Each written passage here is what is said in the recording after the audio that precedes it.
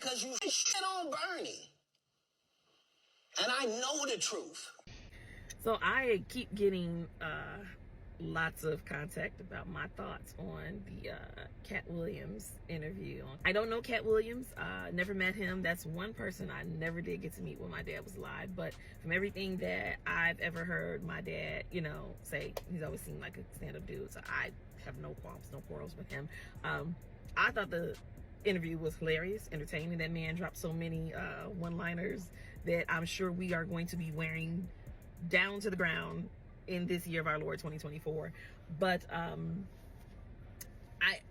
one of my biggest takeaways in watching people's responses was how people were kind of like, oh, that's kind of sad, like outside of being, tickled by it.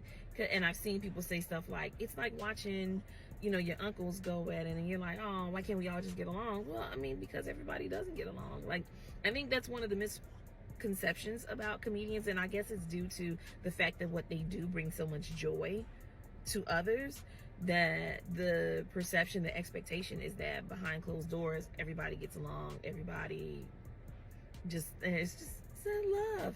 And no, it's not. They've always been competitive.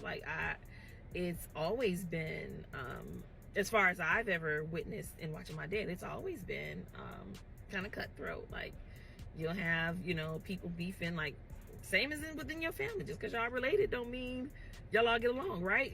Comedy's no different. But for me, Katt Williams has my utmost appreciation and respect for giving my dad his props and his flowers. And I felt like it was genuine.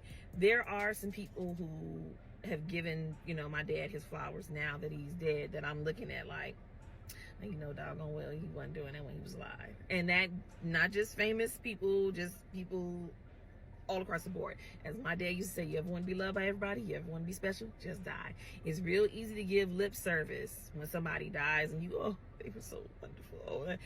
And that's not how you felt when they were alive. But when Katt spoke of my dad, for me, I felt his heart. I felt that it was genuine, and I appreciate it. Again, it's been 15 years since my dad's been dead.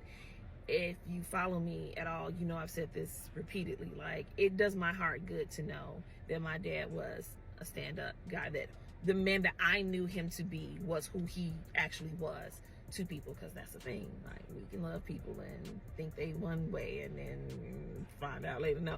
And I say, like, in 15 years, if he was an asshole, somebody by now would have been like, let me tell you about that mother. So that is not the case with my dad. Makes me so proud, and I just really appreciate what I believe the genuine love and respect that Katt Williams showed my father. It is so much appreciated. Much love and mad props to Katt Williams.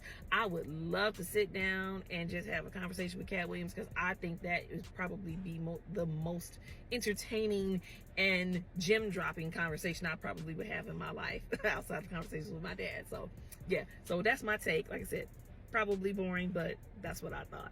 Again, much love and respect to Katt Williams.